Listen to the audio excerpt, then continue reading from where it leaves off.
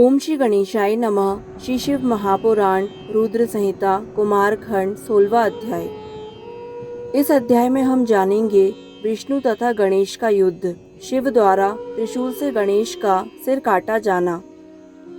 ब्रह्मा जी बोले, हे नारद, यह सुनकर भक्तों के ऊपर कृपा करने वाले महेश्वर ने आपके कहने से उस बालक के साथ युद्ध करने की इच्छा की। भगवान त्रिलोचन विष्णु को बुलाकर उनसे मंत्रणा कर एक बहुत बड़ी सेना से युक्त होकर देवताओं के सहित उस गणेश के सम्मुख उपस्थित हुए। उस समय सर्वप्रथम शिव की शुभ दृष्टि से देखे गए महाबलवान देवता महान उत्साह वाले शिव जी के चरण कमलों का ध्यान करके उसके साथ युद्ध में प्रवृत्त हुए।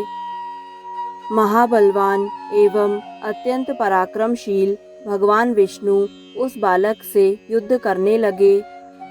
तब महादेवी के द्वारा दिए गए आयुध से युक्त वह शिव स्वरूप वीर बालक गणेश भी श्रेष्ठ देवताओं को लाठी से मारने लगा। शक्ति के द्वारा प्रदत्त महान बलवान वह सहसा विष्णु पर भी प्रहार करने लगा। हे मुने, उसकी लाठी के प्रहार से विष्णु सहित समस्त देवताओं के बल कुंठित हो गए और वे युद्ध से पराड्य मुख हो गए।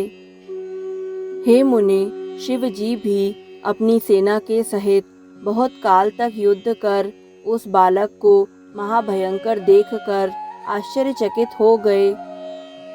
इसे छल से ही मारा जा सकता है, अन्यथा नहीं मारा जा सकता है, ऐसा विचार कर शिव जी सेनाओं के बीच में स्थित हो गए। उस समय निर्गुण एवं सगुण रूप वाले भगवान शंकर को तथा विष्णु को युद्ध भूमि में उपस्थित देखकर सभी देवता तथा शिवगण अत्यधिक हर्षित हुए और वे सब आपस में मिलकर प्रेम पूर्वक उत्सव मनाने लगे। तब महाशक्ति के पुत्र वीर गणेश ने बड़ी बहादुरी के साथ सर्वप्रथम अपनी लाठी से सबको सुख देने वाले विष्णु की पूजा की, अर्थात उन पर प्रहार किया। विष्णु ने शिव जी से कहा, यह बालक बड़ा तामसी है और युद्ध में दुराधर्ष है, बिना छल के इसे नहीं मारा जा सकता, अतः हे विभो, मैं इसे मोहित करता हूँ और आप इसका वध कीजिए। इस प्रकार की बुद्धि करके तथा शिव से मंत्रणा करके और शिव की आज्ञा प्राप्त कर विष्णु जी गणेश को मोहपरायण करने में संलग्न हो गए।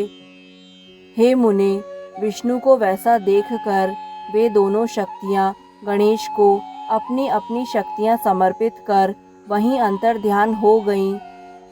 तब उन दोनों शक्तियों के लीन हो जाने पर महाबलवान गणेश ने जहाँ विष्णु स्वयं स्थित थे वहीं पर अपना परिघ फेंका। विष्णु ने अपने प्रभु भक्तवत्सल महेश्वर का स्मरण कर यत्न करके उस परिघ की गति को विफल कर दिया।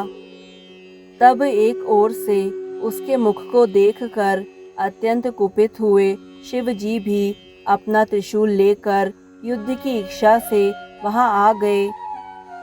तब वीर तथा महाबली शिवापुत्र ने हाथ में त्रिशूल लेकर मारने की इच्छा से आए हुए महेश्वर शिव को देखा।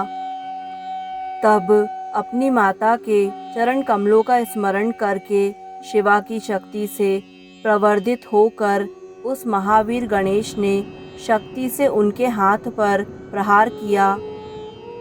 तब परमात्मा शिव के हाथ से त्रिशूल गिर पड़ा। यह देखकर उत्तम लीला करने वाले शिव ने अपना पिनाक नामक धनुष उठा लिया। गणेश्वर ने अपने परिघ से उस धनुष को भूमि पर गिरा दिया और परिघ के 5 प्रहारों से उनके 5 हाथों को घायल कर दिया। तब शंकर ने त्रिशूल ग्रहण किया और लौकिक गति प्रदर्शित करते हुए वे अपने मन में कहने लगे, अहो, इस समय जब मुझे महान कलेश प्राप्त हुआ तब गणों की क्या दशा हुई होगी। इसी बीच शक्ति के द्वारा दिए गए बल से युक्त वीर गणेश ने गणों सहित देवताओं को परिघ से मारा। तब परिघ के प्रहार से आहत गण सहित सभी देवता दसों दिशाओं में भाग गए और अद्भुत प्रहार करने वाले उस बालक के सामने कोई भी ठहर ना सका। विष्णु भी उस गण को देखकर बोले, यह धन्य महाबलवान महावीर महाशूर तथा रणप्रिय योद्धा है।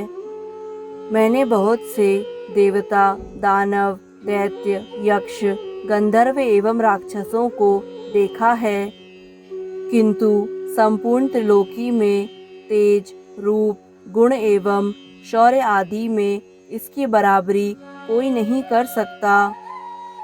विष्णु इस प्रकार कह ही रहे थे कि शिवापुत्र गणेश ने अपना परिघ घुमाते हुए विष्णु पर फेंका। तब विष्णु ने भी चक्र लेकर शिव जी के चरण कमल का ध्यान करके उस चक्र से परिघ के टुकड़े टुकड़े कर दिए। गणेश्वर ने उस परिघ के टुकड़े को लेकर विष्णु पर प्रहार किया। तब गरुड़ पक्षी ने उसे पकड़कर विफल बना दिया। इस प्रकार बहुत समय तक विष्णु एवं गणेश्वर दोनों ही वीर परस्पर युद्ध करते रहे। पुनः वीरों में श्रेष्ठ बलवान शक्ति पुत्र ने शिवा का स्मरण कर अनुपम लाठी लेकर उससे विष्णु पर प्रहार किया। विष्णु उस प्रहार को सहन करने में असमर्थ होकर पृथ्वी पर गिर पड़े और पुनः शीघ्रता से उठकर उस शिवापुत्र से संग्राम करने लगे।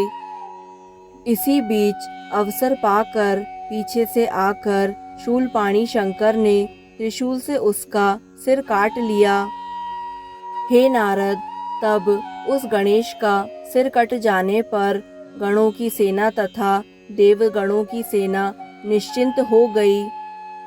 उसके बाद आप नारद ने जाकर देवी से सब कुछ निवेदन किया और यह भी कहा, हे मानिनी, सुनिए, आप इस समय अपना मान मत छोड़ना।